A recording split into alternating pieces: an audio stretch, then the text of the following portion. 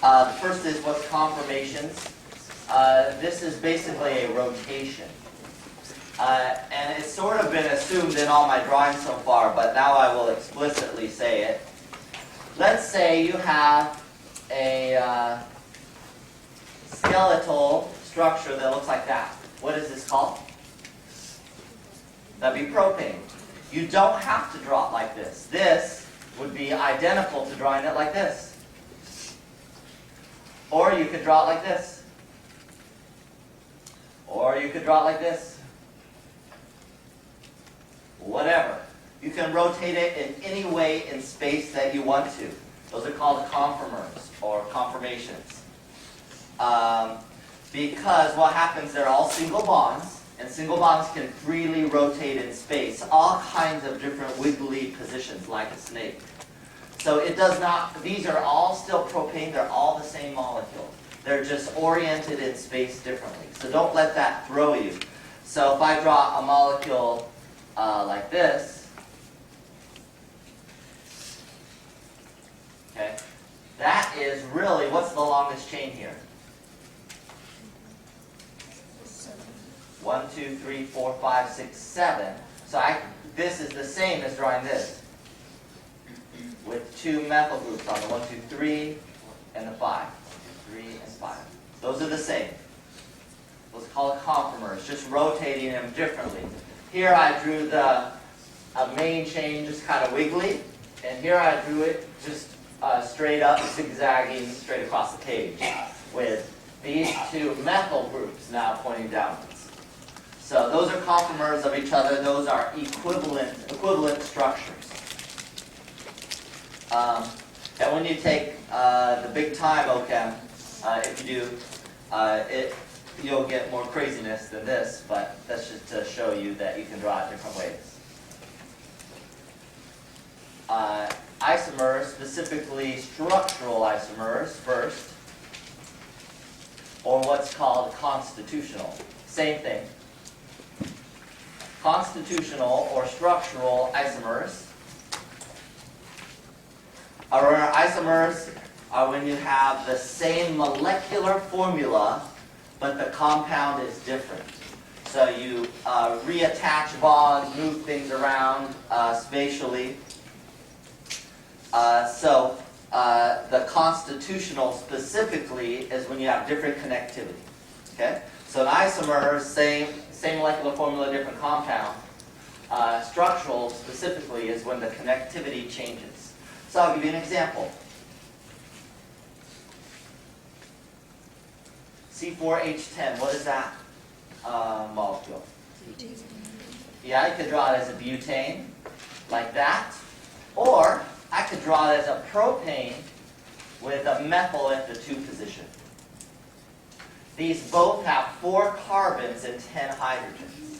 So these are called structural or constitutional isomers. And the first one's unbranched, the second one's branched. It can get more complicated than this if you want it to by just drawing bigger molecules.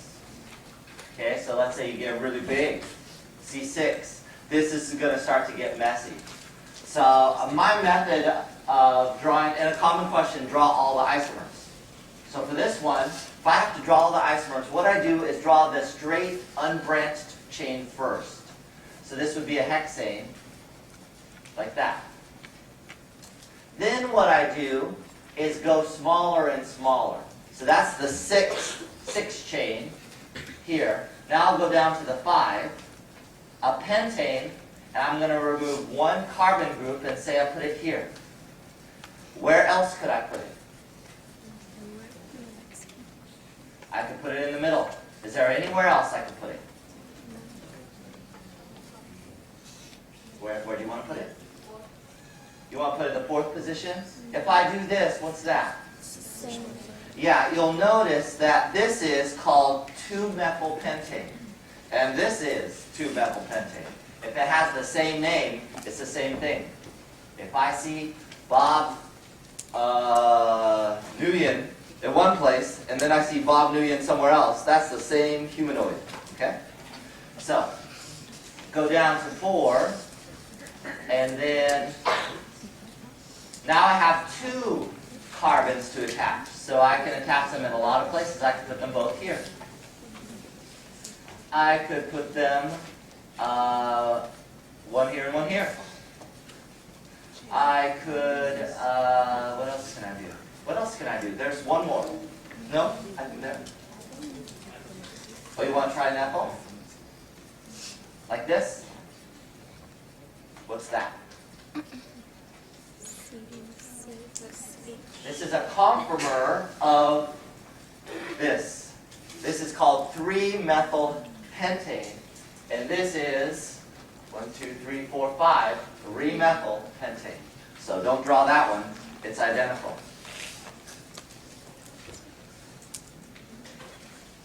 Okay, I think I got them all. So there's a total of, for this one, 1, 2, 3, 4, 5.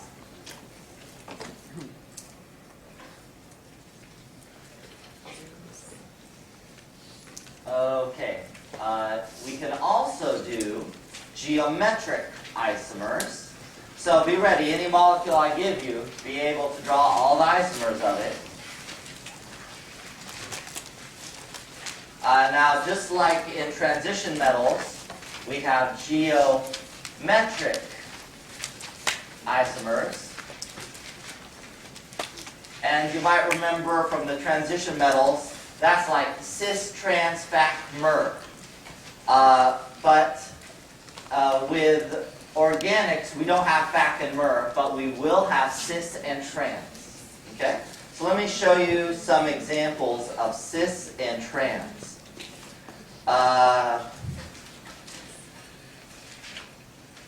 Let's say I have a double bonded species and 2 chlorines here.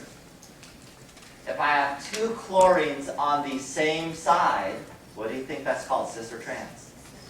That's a cis. I could also draw the 2 chlorines on opposite sides. That's trans. So you'll see cis and trans in one location on alkenes. So alkenes will tend to have cis and trans. So you've heard of like trans-saturated fats. Those are fats with double bonds, and everything's in the trans position. Okay. You can also have cis and trans on rings. So let's take a cyclopropane, and let's put 2 methyls on it. I can put a methyl pointed up and a methyl pointed down on another position. What do you think that's called? This is trans. They're on the opposite sides of the ring. One's pointed kind of, well, I do that kind of funny, but yeah, I should have made this the triangle. This the dash. Okay. That's really ugly. That's so ugly. Okay. Try it again. CH3, H, CH3. Oops. That's ugly too. Whatever. Okay. Close enough. Here's a trans. One's kind of pointed up above the ring, one's below the ring. And I can draw the cis for a ring when they're both on the same side.